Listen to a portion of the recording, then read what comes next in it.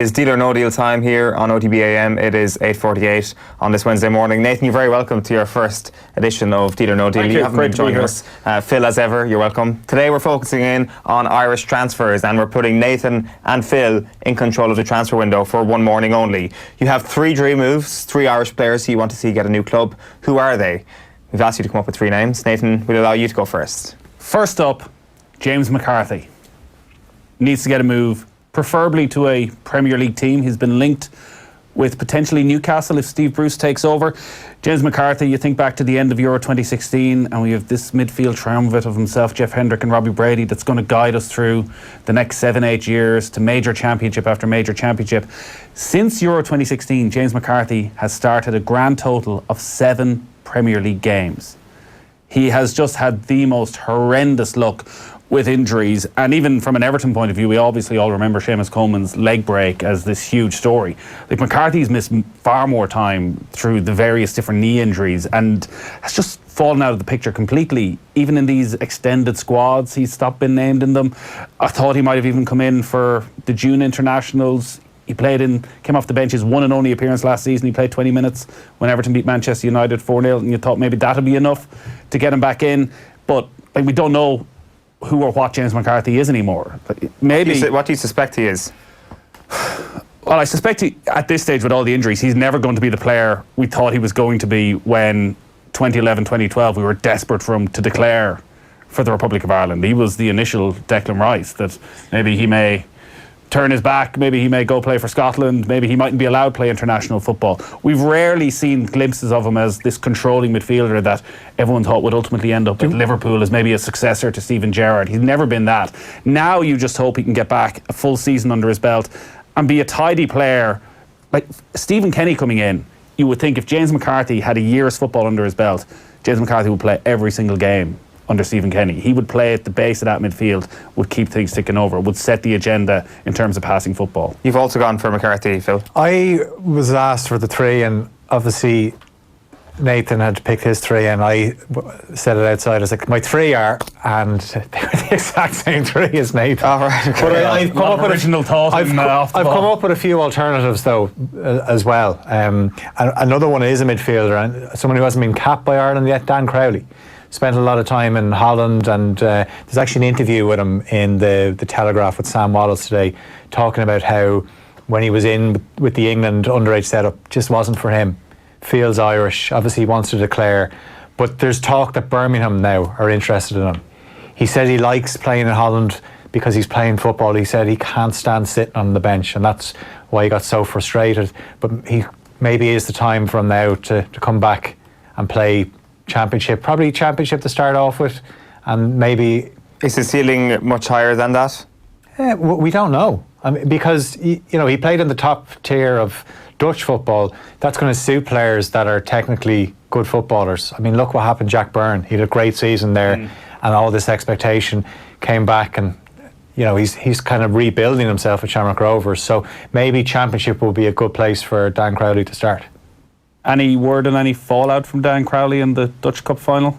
When he was dropped, played every game all season and was then dropped. Mick McCarthy went over and he was sat on the bench. Yes. I think he was pretty vocal afterwards as to how pissed off he was about it. He doesn't like, as he said in the interview, he said, I don't like being on the bench. He wants to play football. He said, I don't worry about money. He said, I just enjoy playing football, so why would I sit on the bench? So whatever move he does get, or if he stays in Holland, he has to make sure he's playing football. But I suppose the most important thing is we want to see him, what he's made of in the Irish jersey. What's your other one that's not Callum O'Dowda? Because we'll get to Callum O'Dowda in just a moment, Nathan. Robbie Brady.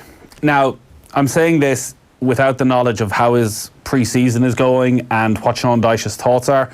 He's, again, had so many injury problems that hasn't played any football. He started, one league game, I think, since December for Burnley after recovering from injury, playing 15, 20 minutes here. The problem with Burnley is Sean Dyche is a manager.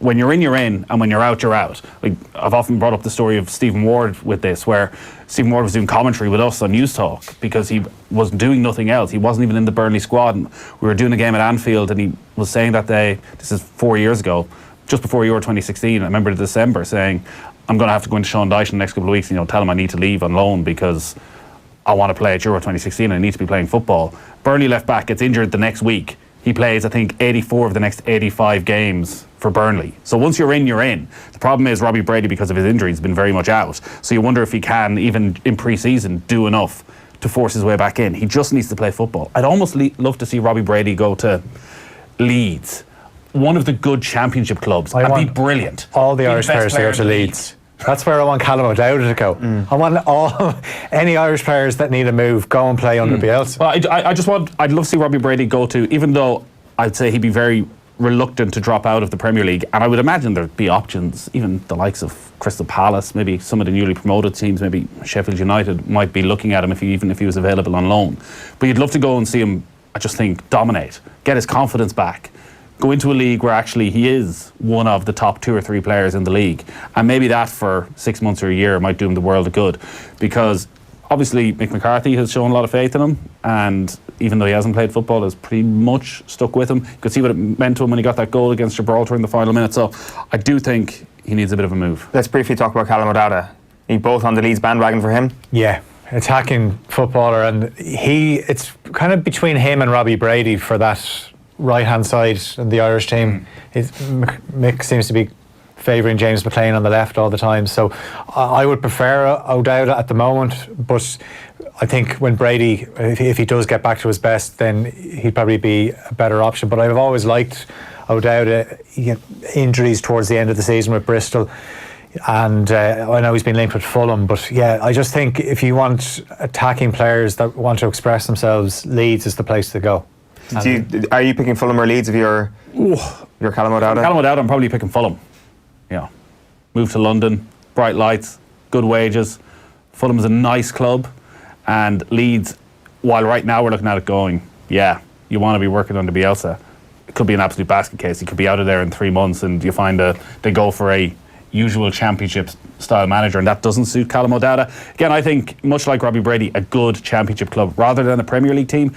Never seen enough of Callum O'Dowda to probably rate him as highly as a lot of people do. I can't see him getting a move to a top 10 Premier League side. So therefore, are you going to a side in a relegation scrap where you say if he is a more technically talented player who wants to express himself, you're not going to get that in a team that's fighting for survival. But like it's gone a little bit quiet, but it doesn't seem like there's any way back from it at Bristol. No, and again, we haven't seen the best of him, because when he seems to get into a flow and score a few goals, then he picks up injuries. But since the time we saw him play for Ireland at Turner's Cross in that game against Belarus before the Euros, which was a shocking game, but he lit the place up when he came off the bench. He was so good that night. Well, the team was so bad, but he stood out that people thought, you know what, you'd nearly throw him in the 23 because he was the only bright spark of the night. But another one I picked, and he's a Premier League player, he's quality, Shane Duffy.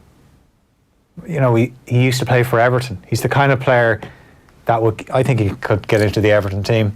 He's good enough to play for Everton. Yeah, there doesn't really be any talk about him at Everton. Obviously, Zuma's gone back. Yeah. They have Yerry Mina there as well, alongside Michael Keane. I've never been convinced by Michael Keane, but nobody seems fully convinced that Shane Duffy can play ball to the level you would want for most of these teams, like to get it down and pass. I think he's underestimated in that sense. Even as have your ball player alongside him as an out and out defender, he's right up there. You see Lewis Dunk this week been rated at 35, 40 million. 40 I would million. have Duffy as a far superior defender to Dunk. Even I don't think Dunk is this unbelievably technically gifted centre half, but again, maybe it's just that English premium. It'd be good for Shane Duffy. Now's the time. You would think this summer, next summer. So Shane Duffy to go up, Robbie Brady to go down, basically, is what you're saying? Yeah. I don't where else does he end up? Maybe if Harry Maguire leaves Leicester, I don't see him as a Brendan Rodgers type centre half, but him and Johnny Evans together at the back, not the worst idea. We're going to move on to transfer rumours, and Phil, I know you've got to go in a moment, so we'll put a couple of these to you first of all.